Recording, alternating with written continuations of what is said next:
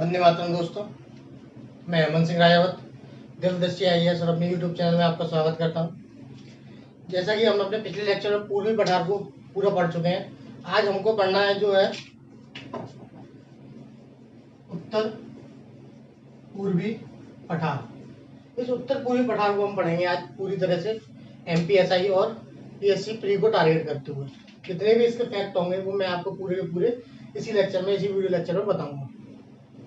क्योंकि ये हमारा प्रायद्वीपीय भारत का विभाजन चल रहा है, सेकंड चैप्टर का प्रायद्वीपीय भारत का विभाजन चल रहा है, उसमें हम उत्तर पूर्वी पठार को आज पढ़ेंगे। जिससे पहले हम पूर्वी पठार को और मध्यवर्ती भूमियों को पूरी तरह पढ़ चुके हैं पुराने वीडियोज में। अगर आपने मेरा पिछला लेक्चर पूर्वी पठार नहीं देखा है तो आप उसको जरूर देखें, क्योंकि उससे ही रिलेटेड कुछ तथ्य इसमें जुड़ने वाले हैं, तो आप उसको भी जरूर देखें। तो आइए चालू करते हैं उत्तर पूर्वी पठार का अध्ययन। तो उत्तर पूर्वी पठार के अध्ययन के लिए मैंने जैसे आपको पिछले लेक्चर में बताया था, ये हमारे प्रायद्वीपीय भारत का थोड़ा सा नक्शा है। इसमें मैंने आपको बताया था जैसे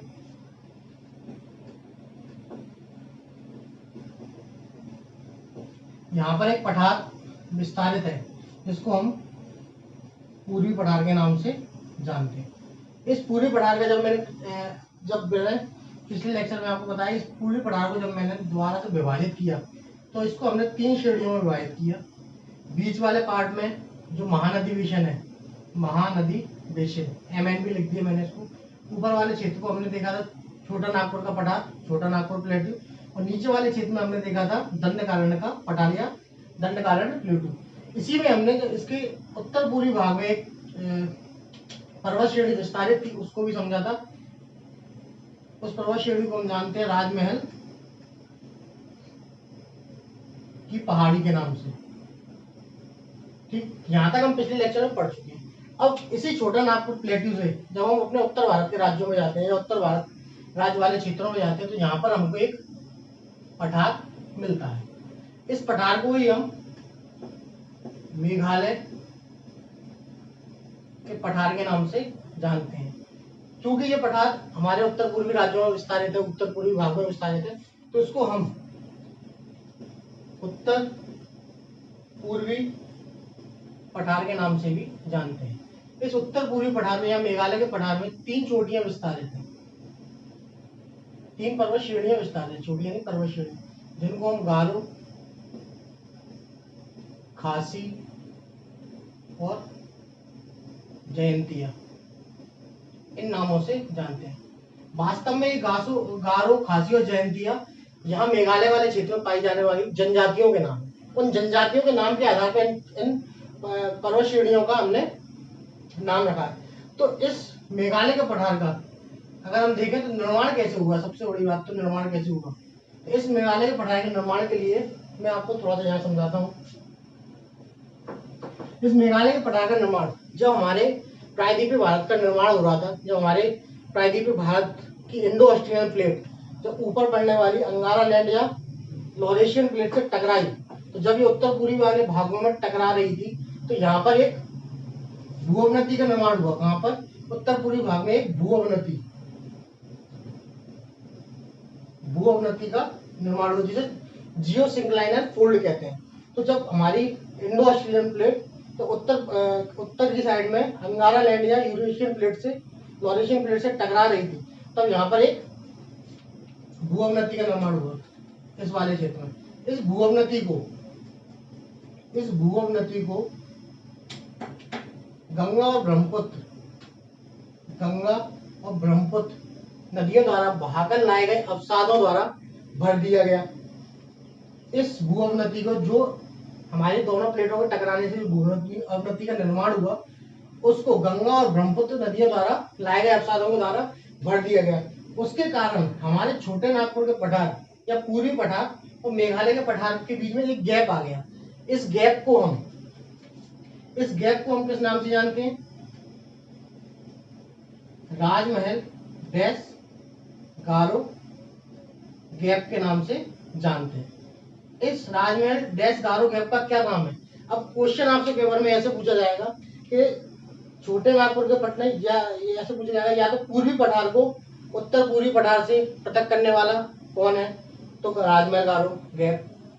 और छोटा कर देगा तो छोटे नागपुर के पठार को मेघालय के पठार से अलग करने वाला कौन है, पृथक करने वाला कौन है, तो राजमहल गारो गैप। और छोटा कर देगा तो ये राजमहल की पहाड़ियों को गारो पहाड़ी से पृथक करने वाला अगर आपसे पूछता है स्थान कौन सा है तो वो है राजमहल गारो गैप। इसी राजमहल गारो गैप को अगर हम पश्चिम बंगाल में खड़े होकर देखेंगे, अगर पश्चिम बंगाल में हम खड़े होकर देखेंगे तो इस यहाँ पर इसको हम जानते हैं मालदा गैप के नाम से, मालदा गैप के नाम से। मालदा बेसिकली पश्चिम बंगाल में पड़ने वाले एक क्षेत्र का नाम है, उसी क्षेत्र के नाम पर इसको हम मालदा गैप के नाम से भी जानते हैं। कहाँ पर, पश्चिम बंगाल में। ठीक है, तो इस प्रकार हमारे उत्तर पूर्वी पठार का निर्माण हुआ। किससे हुआ, गोंडवाना लैंड से हुआ। गोंडवाना मतलब ये हमारे लगभग पूर्वी जो प्रायद्वीपीय भारत है, प्रायद्वीपीय भारत का पठार है, उसी का हिस्सा है, उसी का उत्तर पूर्वी विस्तारण है जो हमारा मेघालय का पठार है। तो इस मेघालय के पठार में जो निर्माण हुआ है वो किससे हुआ है, मेघालय के पठार का निर्माण हुआ है वो प्रायद्वीपीय भारत के पठार का ही उत्तर पूर्वी विस्तार, जो उत्तर पूर्वी विस्तार है उसी को मेघालय के पठार के नाम से जानते हैं, जिसको छोटा नागपुर के पठार से, छोटा नागपुर प्लेटू से किसके द्वारा अलग किया जाता है, राजमहल गारो गैप द्वारा पृथक किया जाता है। किससे, मेघालय के पठार से। ठीक, अब क्वेश्चन बनता है, आपसे क्वेश्चन पूछेगा कि इसमें किस प्रकार की चट्टानें पाई जाती है, इसका निर्माण किस प्रकार की चट्टानों से हुआ है। तो चट्टानों की अगर हम बात करें, इस क्षेत्र में अगर हम चट्टानों की बात करें तो जो चट्टानें पाई जाती है इस क्षेत्र में, चट्टानें वो आर्कियन काल की बहुत ही प्राचीन चट्टानों से निर्माण हुआ, क्योंकि हमारा जो प्रायद्वीपीय भारत का खंड है, जो प्रायद्वीपीय भारत का पठार है, उसका निर्माण भी हमारा बहुत प्राचीन चट्टानों से हुआ और ये उसी का विस्तारण है। तो इसमें भी आर्कियन युग की चट्टानें मिलती हैं, प्लस धारावाड़ क्रम की चट्टानें मिलती हैं। इसके अलावा क्रिटेशियस काल की भी,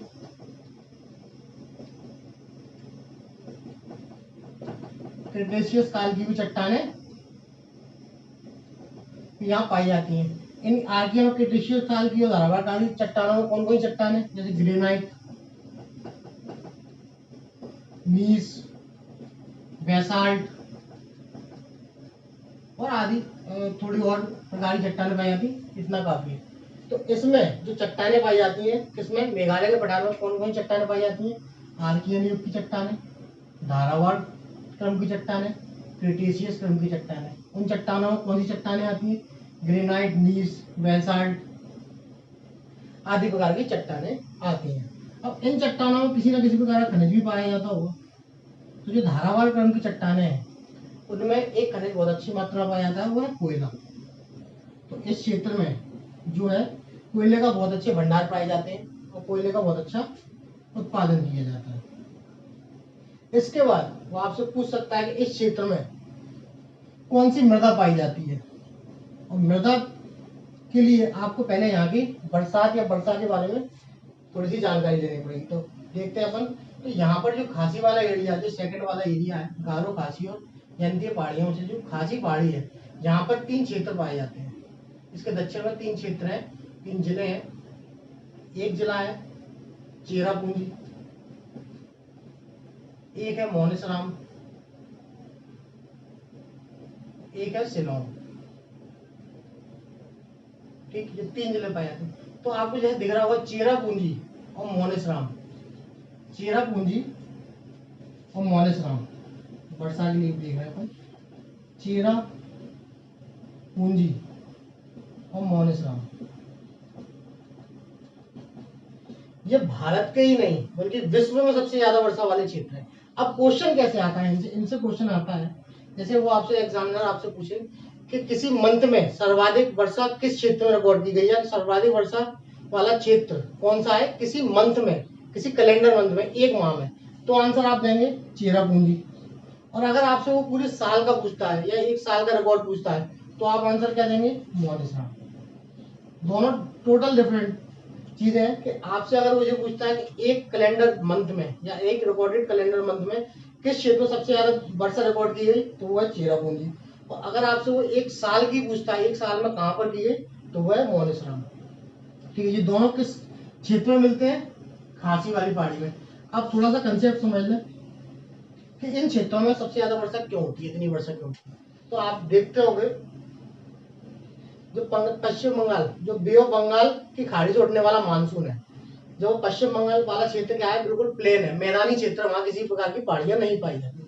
तो वो उसको जब क्या नाम है, पश्चिम बंगाल को पार करता है, जब कौन सा, बंगाल की खाड़ी से उठने वाला मानसून जब पश्चिम बंगाल को पार करता है और जब मेघालय के पठार वाले क्षेत्र में आता है, तो ये गारो, खासी और जयंती पहाड़ियां जो हैं ये फनल शेप्ड में है या कीप के रूप में है। तो यहाँ पर वो मानसून फंस जाता है और फंस कर ऊपर उठने लगता है, और जैसे ही ऊपर उठता है तो संगम के कारण वहां पर वर्षा होने लगती है, और ये प्रक्रिया चक्रीय क्रम में चलती रहती है।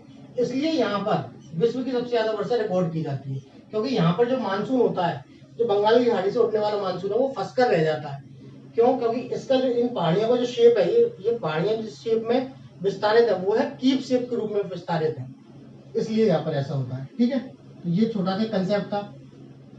इसके बाद आपसे पूछेगा कि मेघालय के पठार की सबसे ऊंची चोटी, मेघालय के पठार की सबसे ऊंची चोटी पूछ सकता है आपकी। तो मेघालय के पठार की सबसे ऊंची चोटी गारो पहाड़ी पर है, जिसको हम जानते हैं किसके नाम से, नोकरेक के नाम से, जिसकी ऊंचाई है 1515 मीटर। चोटी कौन सी है, नोकरेक, ऊपर लिख देते हैं।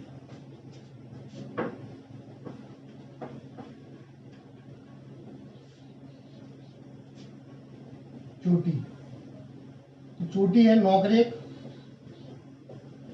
जो कहां पर स्थित है, गारो पहाड़ी पर स्थित है, जिसकी ऊंचाई कितनी है, 1515 मीटर। अब एक चीज और सुन लें, इसी मेघालय के पठार में एक चोटी और पाई जाती है, मैंने आपको शिलोंग वाला क्षेत्र बताया था, इस शिलोंग वाले क्षेत्र में एक चोटी पाई जाती है जिसको हम जानते हैं शिलोंग चोटी के नाम से। तो इस शिलोंग चोटी की जो ऊंचाई है, शिलोंग चोटी की जो ऊंचाई है वो है 1968 मीटर। तो अब आप कहेंगे कि इस चोटी की तो ऊंचाई ज्यादा है, फिर भी मेघालय के पठार की सबसे ऊंची चोटी नोकरेक क्यों है। तो अभी मैं आपको बता दूं, जो अगर आपको पेपर में एग्जामिनर क्वेश्चन पूछता है कि मेघालय के पठार की सबसे ऊंची चोटी कौन सी है, और अगर आपको ऑप्शन में वो दोनों ऑप्शन देता है, नोकरेक चोटी देता है या शिलोंग चोटी देता है, तो आप आंसर लगाएंगे शिलोंग चोटी। ठीक है, शिलोंग चोटी लगाएंगे। अगर वो आपको नहीं देता है तो आप क्या लगाएंगे, नोकरेक चोटी। और अगर आपसे क्वेश्चन वो पूछता है कि मेघालय के पठार में गारो की सबसे ऊंची पहाड़ी का नाम क्या है, सबसे ऊंची चोटी का नाम क्या है, तो आप कौन सी लगाएंगे, नोकरेक लगाएंगे। ऐसे ही आपसे अगर खासी पहाड़ी की स्पेसिफिक पूछता है तो क्या लगाएंगे आप, शिलोंग चोटी लगाएंगे। ठीक है, क्लियर है यहाँ तक सारी चीजें। तो ये दो चोटियां कहाँ पाई जाती हैं, ये है खासी पहाड़ी का हिस्सा है, और ये क्या है, नोकरेक, गारो पहाड़ी का हिस्सा है। ठीक, खनिज हो गया, वर्षा हो गई, चोटी हो गई।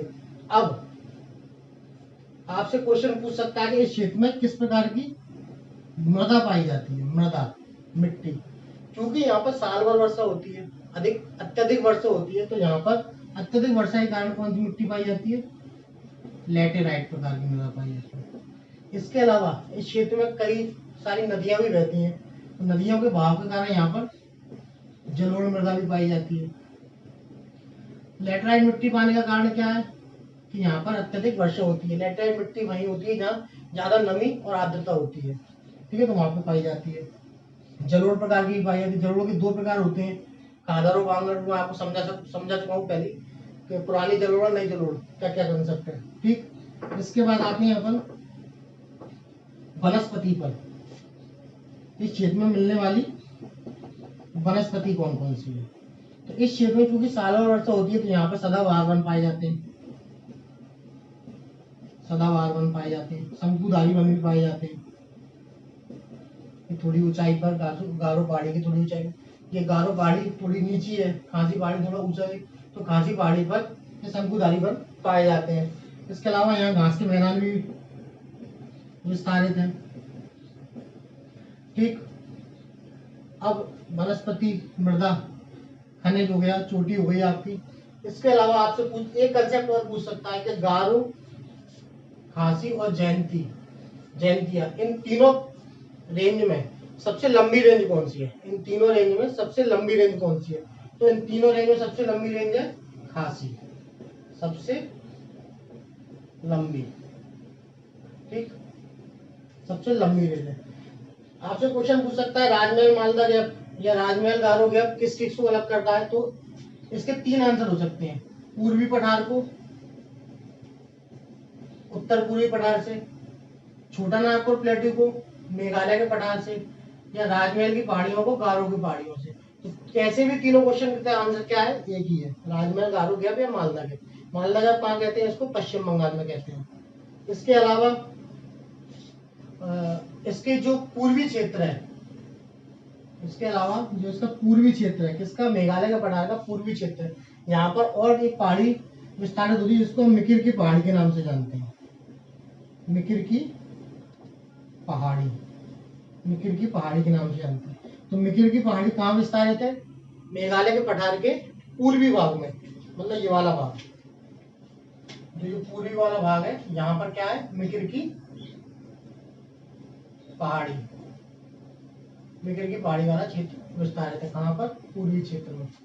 इसके अलावा आपसे और भी पूछ सकता है कि गारो, खासी, जयंतीय पहाड़ियों में किस प्रकार की खनिज अत्यधिक मात्रा में पाए जाते हैं? तो कोयला मैंने आपको बता दिया। इसके अलावा ग्रेनाइट और बेसाल्ट चट्टानों में जो क्या नाम है, आर्कियन युग की चट्टानों में लोहा, मैंगनीज और सोना, चांदी, ये सारी खनिज पाए जाते हैं, लेकिन यहाँ पर वो नहीं पाए जाते हैं। तो यहाँ पर जो मेनली पाया जाता है वो पाया जाता है कोयला। इसके अलावा कोई और इसका विस्तार पूछ सकता है कि इसके पूर्व में क्या है? तो इसके पूर्व में आप देख रहे हैं कि मिकिर की पहाड़ियां हैं। पश्चिम में देख रहे हैं कि आप छोटा नागपुर का पठार विस्तारित है। ऊपर देखेंगे तो यहाँ पर इसके उत्तर दिशा में क्या विस्तारित है? उत्तर दिशा में इसके ब्रह्मपुत्र का मैदान विस्तारित है। दक्षिण पश्चिम में देखेंगे तो यहाँ पर है बांग्लादेश का मैदान, बांग्लादेश का मैदान विस्तारित है। तो ऐसे इसका विस्तार ही पूछ सकते हैं कि इसके उत्तर में क्या है, इसके दक्षिण में क्या है। तो थोड़े छोटे फैक्ट है, इनमें ज्यादा वो नहीं रहता, लेकिन पूछ सकता है। तो इसके दक्षिण में क्या है? बांग्लादेश का मैदान विस्तारित है। इसके पश्चिम में क्या है? छोटा नागपुर का पठार विस्तारित है, पूर्वी पठार विस्तारित है, जो किसके द्वारा अलग होता है? राजमहल गारो गैप द्वारा अलग होता है। मेघालय के पठार के उत्तर में क्या विस्तारित है? उत्तर में ब्रह्मपुत्र का मैदान विस्तारित है। पूर्व में कौन सी पहाड़ियां विस्तारित है? मिकिर की पहाड़ियां विस्तारित है। ठीक है, तो इस प्रकार मैंने आपको उत्तर पूर्वी पठार के कुछ बेसिक फैक्ट्स थे जो आपके एमपीएसआई और पीएससी प्री में पूछे जा सकते हैं। इसके अलावा अगर हम इसको मेंस की दृष्टि से देखें तो मेंस की दृष्टि से हम इसको और भी विभाजित करके पढ़ते हैं। जैसे ये हमारा उत्तर पूर्वी पठार है तो इसको हम 3 भागों में विभाजित कर देते हैं। ये मध्य वाला भाग, उत्तरी भाग और ये पूर्वी भाग और ये पश्चिमी भाग, इन तीनों को हम विभाजित करते हैं। फिर इसके मध्य और पूर्वी वाले भाग को भी हम 3 भागों में विभाजित कर देते हैं। यहाँ ऊपर वाले क्षेत्र में पहाड़ियां पाई जाती हैं, बीच वाले क्षेत्र में पठारी क्षेत्र पाया जाता है, इस क्षेत्र में ये क्या नाम है, फिर पहाड़ी क्षेत्र पाया जाता है। तो पूरी पठार है, इसमें गारो की पहाड़ी है। इस गारो की पहाड़ी को दो भागों में विभाजित कर देते हैं हम लोग, टूरा और ऐसे करके जो पहाड़ियां हम कह रहे हैं। तो वो मेंस की दृष्टि से महत्वपूर्ण है। वो जब मैं आपको मेंस की क्लास में लूंगा तब मैं आपको पढ़ाऊंगा उसके बारे में। अभी अपना जो चैप्टर चल रहा है वो चल रहा है एमपीपीएससी और एमपीएसआई के लिए, एमपीपीएससी प्री के लिए। तो इतना काफी है, इतना डेटा लगभग सफिशिएंट है आप लोगों के लिए। ठीक है, तो इसी तरह आप अब इसके बाद हमारा एक क्लास में रह गया दक्कन का पठार। तो दक्कन के पठार को हम 3 चैप्टर्स में पढ़ेंगे। एक दक्कन ट्रैप में पढ़ेंगे, उसके बाद कर्नाटक का पठार पढ़ेंगे, उसके बाद आंध्रा का पठार पढ़ेंगे। तो तीनों पार्टों को अलग अलग करके पढ़ेंगे जिससे कि आपके सारे कंसेप्ट क्लियर हो जाए। क्योंकि मेरा आपको इस तरह पढ़ाने का मतलब ये है कि आपका कोई भी फैक्ट ना रह जाए। बाकी कंसेप्ट तो मैं आपको दे ही रहा हूँ, लेकिन फैक्ट ना रह जाए। फैक्ट क्या होता है, जो अपने पीएससी प्री और एमपीएसआई का एग्जाम है वो फैक्चुअलिटी पे है, पूरे फैक्ट्स आते हैं, उसमें सब कुछ ऑप्शनल आता है। आपको उसमें सिर्फ टिक लगाना, उसमें कुछ लिखना नहीं। तो आपको फैक्ट नहीं रहने चाहिए, मेरा मानना यहाँ तक है। ठीक है, तो इसी तरह आप जुड़े रहे मेरे साथ मेरे यूट्यूब चैनल पर। और इसको आपको वीडियो पसंद आया तो इसको लाइक, शेयर एंड सब्सक्राइब भी किया करें। थोड़ा सा अपने फ्रेंड्स के साथ तो चैनल को सब्सक्राइब कराएं। और बने रहे मेरे साथ। जय हिंद, जय भारत, वंदे मातरम।